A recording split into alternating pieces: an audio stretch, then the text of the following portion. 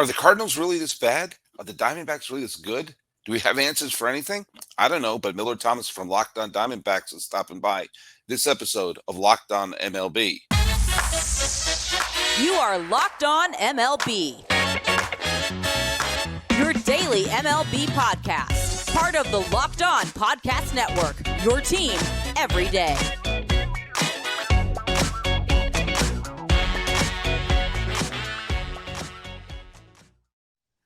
Hello, baseball fans. Welcome to Locked On MLB, part of the Locked On Podcast Network, where it's your team every day. This is the daily podcast. We talk about all of Major League Baseball. I am your host, Paul Francis Sullivan. Look at my lower third. How could I have that if I really wasn't Sully? I am an Emmy-nominated television producer who has been a baseball podcaster for over a decade now, and this is my fifth full season at the Locked On Podcast Network. You can follow us at Locked On MLB Pods on Twitter and on Instagram. And I'm your pal Sully. I'm at Sully Baseball on Twitter, Sully Baseball Podcast on Instagram. And before I shoot it over to my co-host for the day, I will remind you to download the Game Time app, create an account, and use code LOCKEDONMLB for 20% off your first purchase of Game Time. And it is game time for this guy right here. What is your name and why are you co-hosting today? Well, I don't know why I'm co-hosting. They just tell me to hop on every Monday with Sully Baseball. I'm like, sure, I'm going to be there. Millard Thomas, host of the Locked On Diamondbacks podcast. You catch me on Twitter. Follow me there at CreatorThomas24 for my personal account. Look up Locked On Diamondbacks both Twitter, Instagram for the podcast handle. And of course, please hit subscribe on the Locked On Diamondbacks YouTube channel. Well, look at it's May. It's May, and you know, I don't mean to sound condescending to you, my buddy. But if I told you when we were starting this season that in May, when we started May, the Diamondbacks would have a share of first place, I think you would have taken that. You would have said, all right, I would take that, right? Oh, yeah, I definitely would have signed up for that. I mean, I always try to keep my expectations low coming to the D-back season and finishing the month of April, heading into May. First place in the division. I'm not trying to get too ahead of myself, but god damn, it feels good, Sully. Well, look, we're even getting a explicit rating here. And, you know, look, we are, full disclosure, we're recording this before the Phillies-Dodgers game on Monday, so we don't know if the Dodgers won that. Gonsolin up against Walker. If the Dodgers won that game, then they're half a game up. If the Dodgers lost that, they're half a game back. But that's not what we were thinking was going to happen when we were talking about the beginning of this season. Now, the D-backs are going to be playing another surprise team. They're going to be playing the Texas Rangers on Tuesday. Yeah, but here's the big thing, and for casual baseball fans and people who are not necessarily D-backs fans who are listening to the show here, Zac Gallen is pitching for the Diamondbacks on Tuesday. He's going up against. What's his name, Sully? Say it one more time. Zac Gallen. Oh God, Sully. Gallen. Am I saying it? Is it? Okay. Do you what? I get it wrong every time, and I keep thinking I'm saying it right. Zac Gallen. You always default to the Galen. I'm like, it makes me think of my. And I'll tell you why. My shop teacher in middle school was named Galen Green. Okay. And it was spelled the same as Zac Gallen. Exact same spelling. And I made a keychain and a plexiglass napkin holder in shop. My mom still has the keychain I made for her back in 1984 in Galen Green's shop class from Weston Middle School in Weston, Massachusetts. So when I see Gallen, like here's my friend Millard. How do you spell it? Millard. That's Millard. It's Millard. I've gone called Millard. It's Millard. All right. Well, whatever. I didn't think I'd. Welcome to Locked On Shop. Locked On Spelling Bee over here. Zac Gallen. There we go. Doesn't feel right. Gallen. Well, I'll tell you what doesn't feel right is being a batter facing Zac Gallen because he's been unbelievable this year. Mm-hmm. And who would have thought at the beginning of the year that D-backs Rangers might be a World Series preview? Yeah, I mean, that might be going a little too far. I would love to see it, but Zac Gallen, I mean, he had the streak last year of like 44 and a third straight innings, scoreless innings pitch, no earned runs over that time. And he's doing it again. Sully baseball, Yeah, last 28 innings pitch for Zac Gallen, no Gallen. earned runs. He allowed he allowed 9 earned runs in his first 2 starts, hasn't allowed any since. And during that time, I think he has 44 strikeouts. So 1 walk. Gallen has been locked in. And of course, as the biased D-backs host I am, he was my preseason pick for the Cy Young Award. And he's looking to be tracking as it currently stands heading into the month of May. Well, I mean, I don't think I thought the D-backs were going to be okay this year. I didn't think they were going to be great, but Solid. I think I remember I thought they were going to be Feisty. like I thought they were going to be a pain in the neck. Yeah, feisty. And yeah, and that's exactly what they've been. And Mhm. Zach, I have I Uh-huh. have his baseball reference, baseballreference.com, the single greatest website in the history of the planet Earth. I have his page up right here. A lot of black. And it turns out you're right. It's Zac Gallen. I didn't. Oh, I did yeah. not. I had to double check there. New Jersey native, by the way. That's right. Went to UNC Chapel Hill. Most people forget the fact that this is he. Let's say he is a top 10 Cy Young finisher. Okay. Which is with the start he's on right now, leading the league is 51 strikeouts and 37 2/3 innings. Only 5 walks to his 51 strikeouts. His ERA, how many did he let up that first game? He let up 9 earned runs. Nine earned runs. And since then, he's allowed 1 unearned run. Yeah, that's it. It's been insane. Yeah, and his ERA is 2.15, and has the best strikeout to walk ratio. More than 10 strikeouts per walk. I mean, holy Toledo. If he keeps this up, clearly he's going to be, if not a Cy Young winner, then certainly a finalist, right? Yeah. If that happens, then this would be the 3rd year out of the last 4 that he would have been a top 10 Cy Young finisher. Is there a more anonymous, legit ace right now than Zac Gallen? For most people, I follow baseball as pretty closely as anyone you'll meet. I was pronouncing his name like a damn shop teacher. Yeah, I think he could still be the most under the radar pitcher in baseball. Just because if you look at his year by year stats for Zac Gallen, like he's been doing this since day one. Because as a rookie, he did set the major league record for most consecutive starts of allowing 2 earned runs or fewer, which was like 24 straight starts. So he's been doing this since day one. And he goes by year ERA, like rookie season 2.81, the 2020 shortened season 2.75. 2021 was really down for him, a 4.3 ERA. Then last season, elite, came storming back, 2.54 ERA.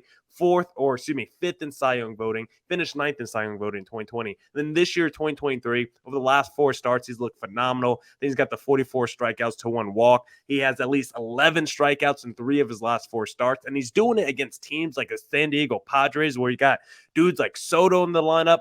Fernando Tatis was back in the lineup for that start, and it's like it doesn't matter who Zac Gallen is facing right now. He's mowing them down, but the biggest question right now for the D-backs rotation, they have not announced the next starter after Zac Gallen in this series for Game 2 against the Texas Rangers. And some people are speculating at the time we were recording this Sully baseball that the D-backs top pitching prospect, Brandon Pfaadt, could be called up for Wednesday's start, and that could just add to the level of intrigue and potential for the rest of this D-back season.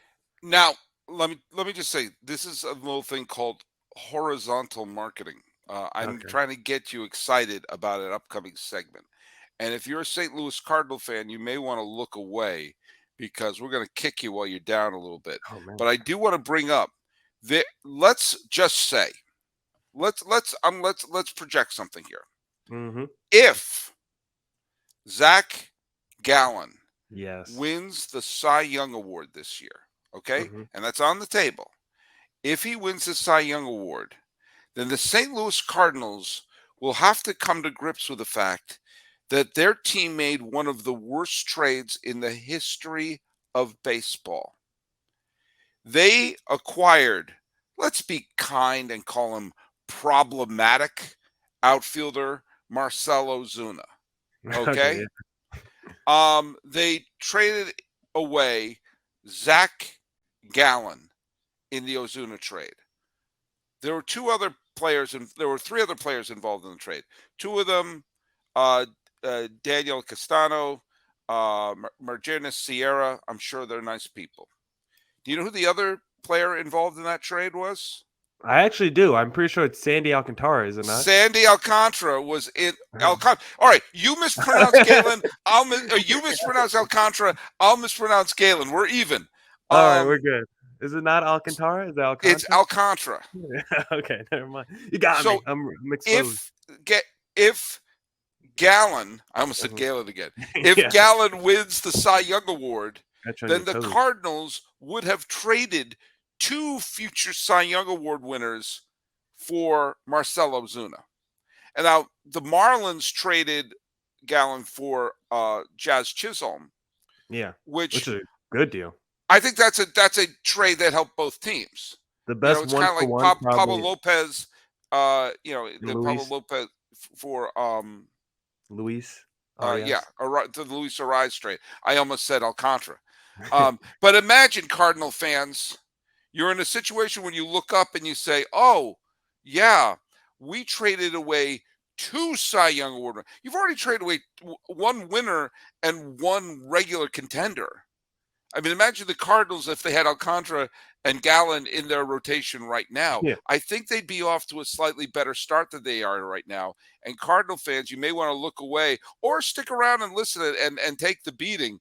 But we are going to talk a little bit about the Cardinals, their start, and it's also going to bleed in a little bit to what a start like this really means. But I think we got some real serious questions to ask about the St. Louis Cardinals and going forward. But hey, Cardinal fans, you're good fans. You always buy tickets, and sometimes tickets are hard to come by. So if that's the case, may I recommend, banner please, Game Time. By the way, I use Game Time. Do you know that? I use Game Time because I bought tickets for the final, assuming it's the final Oakland A's game. I'm going to be there. Now there's talk about maybe there'll be a reprieve from the governor. I don't know. Either way, I'm going to be there September 24th, and I use Game Time to get my tickets. But you know what? You don't always have to plan that far ahead. Yes, I bought tickets that are going to be in September, but you can have last-minute deals, the best deals.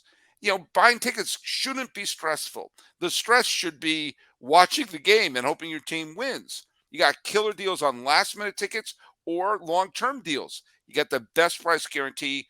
Don't stress over tickets. Use Game Time. They have flash deals for good upcoming bargains coming up. Last-minute tickets. It's easy to find and buy tickets. I got to see my view, and I have a specific kind of seat that I like to have. I like to be like this first section up and kind of between home plate and first base. That's my go-to place. I don't want to be field out. I like to be a little bit higher up, but a little bit over there. That's my go-to. And that's what I got in Oakland. And I got to view the view from my seat using Game Time. It's fantastic. You can get exclusive flash deals, as I mentioned, and you get the Game Time guarantee, which means you always get the best price. If you find tickets in the same section and row for less, Game Time will credit you 110% of the difference. And you can buy tickets in a matter of seconds. 2 taps. Boop, boop. They're all there. They're sent directly to my phone. I don't have to dig through emails or print up PDFs. I got them. Bring the phone, A's. Now, snag the tickets without the stress with Game Time. Download the Game Time app, create an account, use the code LOCKEDONMLB like I did. Get $20 off your first purchase like I did. The tickets aren't super expensive at Oakland, so I'm kind of going to Oakland for just the parking at this point. Terms apply. Create an account and redeem the code LOCKEDONMLB for $20 off. Download Game Time today. Last-minute tickets at lowest price, guaranteed. In case you guys needed a new revolutionary fantasy baseball game. Let me tell you about Sorare, because Sorare is a marketplace transforming fans into owners with officially licensed digital cards featuring players from across all 30 MLB teams. Unlike other fantasy baseball platforms, Sorare managers truly own their fantasy experience, collecting, buying, selling, and competing with player cards against global opponents to win epic rewards. Win or lose, you still own your cards, and there's no cost to play. Plus, the more you win, the more you advance, collecting increasingly powerful cards and accessing next level competition and rewards. So rare, MLB game weeks happen twice weekly and span a 3 to 4 day cycle. At the end of game week, so rare MLB managers who rank near or at the top of their leaderboards win a variety of rewards, which can include so rare scarcity cards, game tickets, merchandise, signed jerseys, and VIP experiences like meeting MLB stars. Prizes may vary depending on the competition, so head to sorare.com/locked on. That's spelled SORARE.com to draft your team of free player cards. Set your lineup and start competing today to win epic rewards. Again, that's SoRare.com/locked on to start playing today. All right, we are back here with Millard Thomas That's talking me. so rare.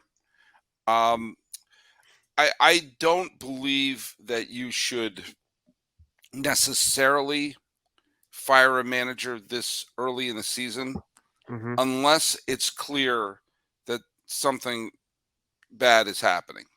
Agreed. The only two times that I really remember being like this early in the season saying, pull the ripcord now, was when Bobby Valentine was managing the Red Sox in 2012. I said, I knew from it was clear. I said, okay. It's like when you call a state at the presidential election with a 1% showing. It's like, okay, all right, it's enough. This is going to be a disaster. Let's which bench coach is there? It came down to, if you remember, after Francona left, it came down to Bobby Valentine and Sandy Alomar, and they went with Valentine. And they're like, okay. And then a month into it, said, oh, no, this is not going to work. And they, for reasons unknown to me, they stayed with it to the end of that year, which of course set up the next year with John Farrell. But they just should have fired him at that point because he didn't finish. He was gone anyway. And the other was last year with La Russa. It was obvious to everybody very early on that the La Russa thing was a bad idea. And they got away with it the year before because nobody else contended for the Central. So they won the Central with ease. And it created the illusion that La Russa was the right guy for the job. It was so clear. And if they had made a change early on, I believe that White Sox team could have righted the ship. Would they have passed Cleveland? I don't know. They nearly tied Cleveland up until September. So, I mean, yeah. But I have to look long and hard at Ollie Marmol, the manager of the Cardinals. Okay. I mean, well, I've said, even though the Angels have a decent record, get rid of Phil Nevin. The team is playing stupid. They're good managerial candidates. He was only there as an interim, fine. But Ollie Marmol took the place of Schilt. Remember? Schilt had the Cardinals go on that wild winning streak in 2021, surpassed a bunch of teams, made it to the wild card game, almost beat the Dodgers in the wild card game, and then boom, got fired. 2 years after he was manager of the year. He's still out there, employable. Angels, take note. So is Roberto Kelly, and so is Hensley Mullins. Everybody do your shot. They're Bruce Bochy's lieutenants. You can't start your year worse than the Cardinals. Yes, you could be the A's and have this horrible record, but the Cardinals were supposed to be the only real contender on this division. And they went an entire month dropping the first game of every series they played. And this was, we went into this year thinking, okay, they're the only, maybe the Brewers can contend, but every other team is in a rebuilding. And the Cards are going to run away with this division. And yeah, there's a lot, and we'll talk about that. There's a lot of time to go through this, but I'm looking at this team, and something is not making sense to me. I mean, Goldschmidt's still a good player.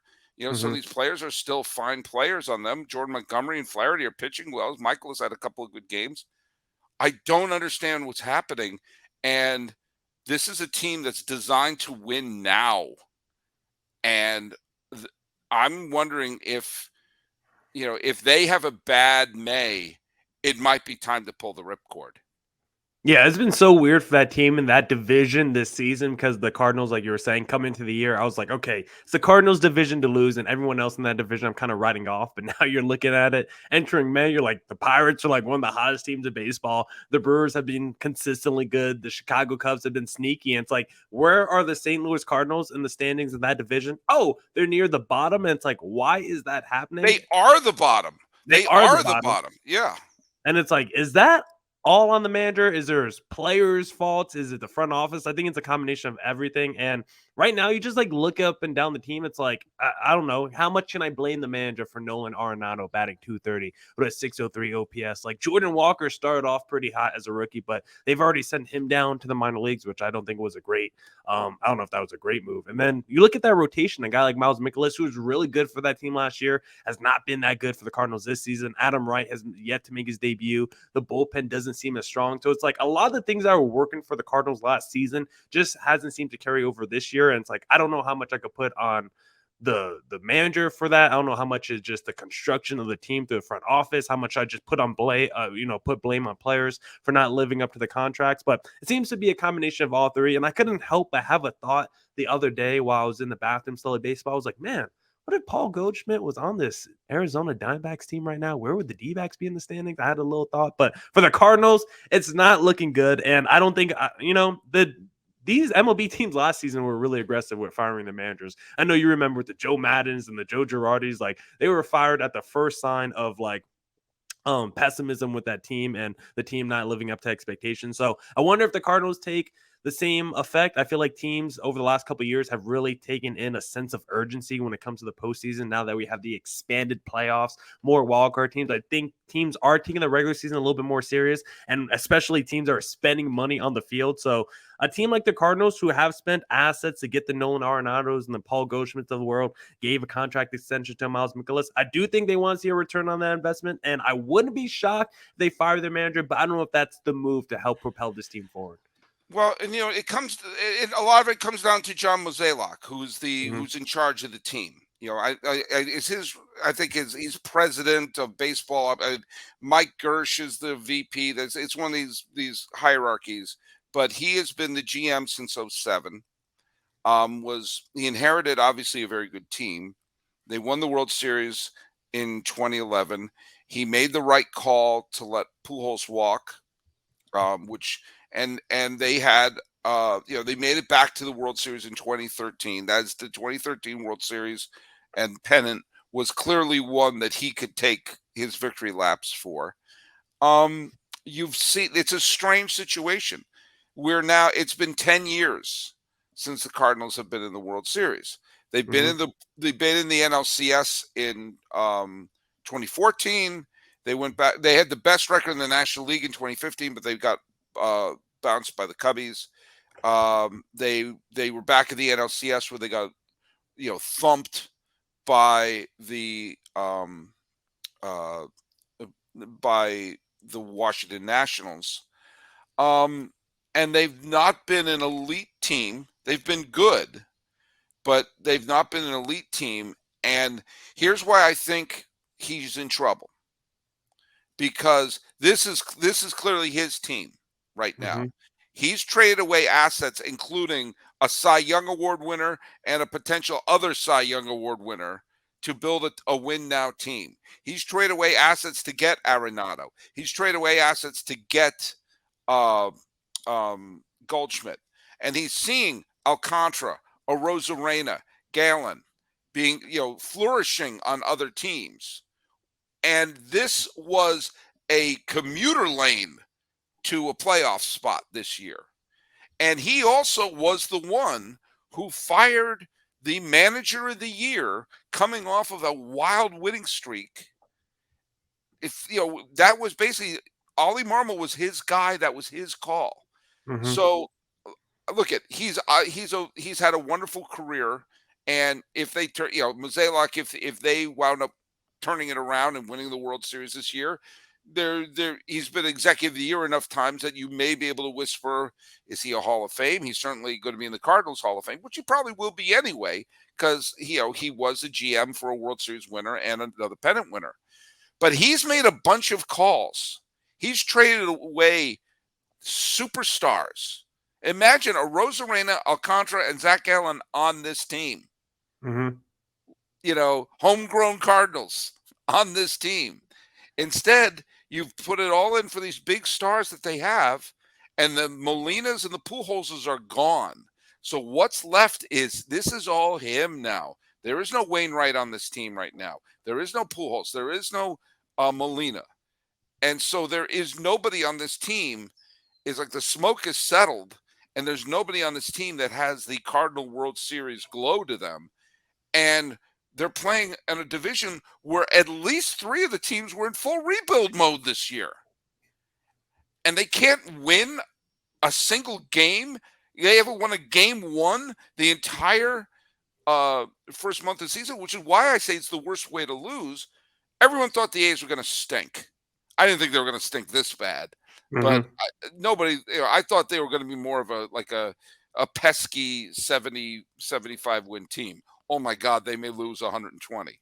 Everyone knew the Rockies were going to stink. So they're going to have worse records than the Cardinals. This team was supposed to be the gimme of all divisions. title. And the Pirates may come to earth, the Brewers may come to earth, but you can't necessarily lose a division in the first month, and we'll go over that in the final segment. But man, oh man, if you dig yourself a deep enough hole, it's hard to climb out of that. Yeah, and I don't know if you could justify firing your front office guy right now, maybe at the end of the season, because like you said, you did hire your new manager. He only's been there a short time. So if you do tank this whole season, then it's like, okay, I could clean house with the manager and the front office, and all that makes sense. But like you detail some of the moves with the Ozunas, trading for him and trading away Randy Arozarena. But you also think about he got Paul Goldschmidt, gave up Luke Weaver, and he gave up a whole bunch of bag of Carson Kelly. Like, he was able to fleece the D-backs for Paul Goldschmidt. He was able to trade Austin Gomber in pieces for Nolan Arenado. So even though he's got some egregious trades for the Zunas of the world, he's also traded for quite literal MVPs in Paul Goldschmidt, who has helped trade that, change that franchise. You look at the litany of young talent that they have up and down their lineup, from the Gormans, the Donovans, the Jordan Walker. So it's like, I can only put so much blame. It's like, even over the 10 years since that World Series, they're in the low 90 wins every single season. Maybe they haven't been that tier 1 contender, but they've been in the mix every year at least. Yeah, but I mean, I'm going to throw a couple other things. You got Cardinal fans who are used to a certain level of victory, and since what's his name? Since the 2013 World Series, they've been in the NLCS twice and have won a grand total of 1 game. Mm-hmm. They lost 2014 in 5, and they got swept, and they got just 2-4 by Washington. And this is now, in this decade, they haven't gone. They've not seen an NLCS. They've in the last last 10 years, there's been no World Series after the 2013 series, and Cardinal fans are used to a certain level of championships. And when you acquire Arenado, you acquire Goldschmidt, you're not doing that because you want to be a division winner and a fringe contender. You're doing that because, okay, these are going to be our stars who are going to bring titles here. And yes, they fleeced Arizona and Colorado to get them, but it has led to a grand total of 0 pennants. And Cardinal fans, I think, are getting a little anxious. There's no way you're going to fire a GM in the middle of the year. We all know that, and that wouldn't accomplish anything. But if I were he, I would really be nervous, because I don't put this on Ollie Marmol. This is his team. This is God, why am I? This is Mosaic's team. It's like Zac Gallen all Yeah. over again.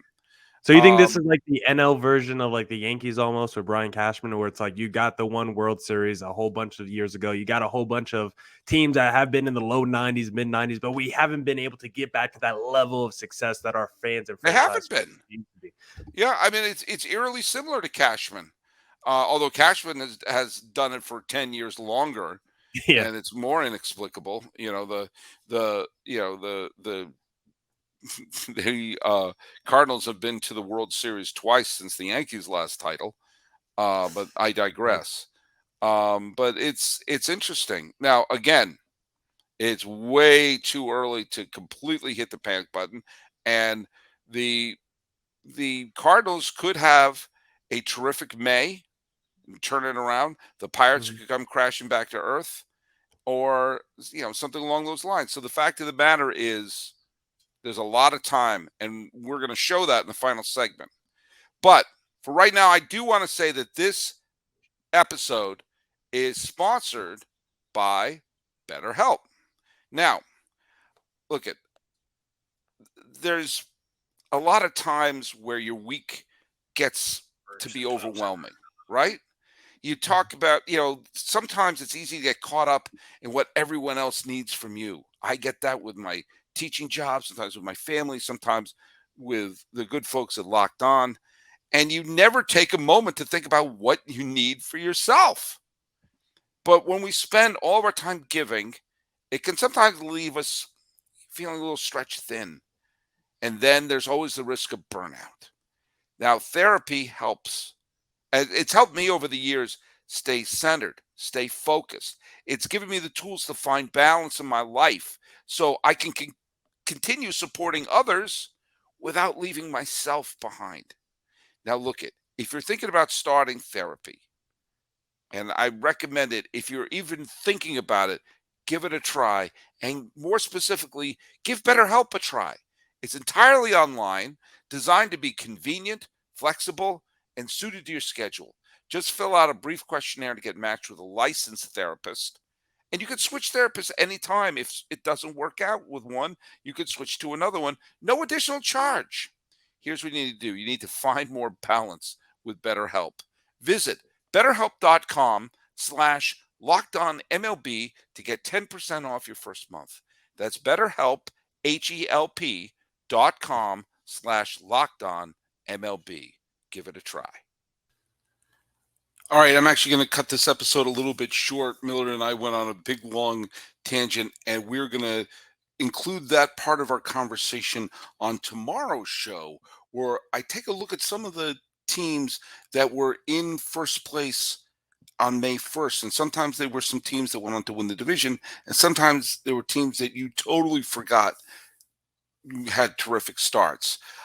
Just taking a look at some of the things that happened on Monday, May 1st, we saw Sean Murphy having a couple of home runs in the first game of the doubleheader between the Mets and the Braves, which the Braves won. And Murphy played in the second game as the DH and still got on, I think, 3 times in the Braves loss.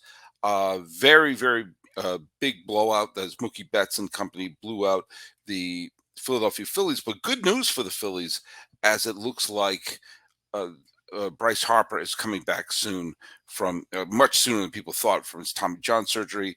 You had the Verdugo home run to win the game for the Red Sox against the Toronto Blue Jays. And please listen to Locked On Yankees with Stacey Gotsulias as she breaks down the bizarre game between Cleveland and the Yankees, where Domingo Germán was pitching a one-hitter into the ninth, had less than 90 pitches. The Yankees have been beleaguered after that horrible trip to to Arlington. And they lifted Germán to bring in a Rusty Clay Holmes, who was horrible, made an error, and put the go-ahead runs on base. Cleveland wound up scoring 3 runs in the ninth inning. So instead of a complete game, a potential for a complete game shutout, and a pitcher who was absolutely dominating Cleveland at that point. Oh, he let up a hit. He with 88 pitches. Better take him out. And they took him out. And It was a domino fall, and after the brutal sweep by the Rangers, this was a real kick to the gut for the Yankees, who, lest we forget, if you just take their last 100 regular season games, I'm not including the fact that they went, what was the final? 10 and 2-6 in last year's postseason. Just the last 100 regular season games, the Yankees are 50-50. In a 100 game sample size of regular season games, they're the definition of mediocrity. But I digress. So it's going to be a fun episode tomorrow where I have the finale where Millard and I talk about teams that got off to bad starts and won championships, or teams that got off to fast starts that you totally forgot were in first place. So follow us at Locked On MLB Pods on Twitter and on Instagram. Follow Millard at Creator Thomas 24. I'm your pal Sully at Sully Baseball on Twitter, Sully Baseball Podcast on Instagram. Breaking down baseball in April. Wondering what the heck is going on with the Cardinals. On behalf of Millard Thomas of Locked On Diamondbacks, I'm Paul Francis Sullivan. Please call me Sully.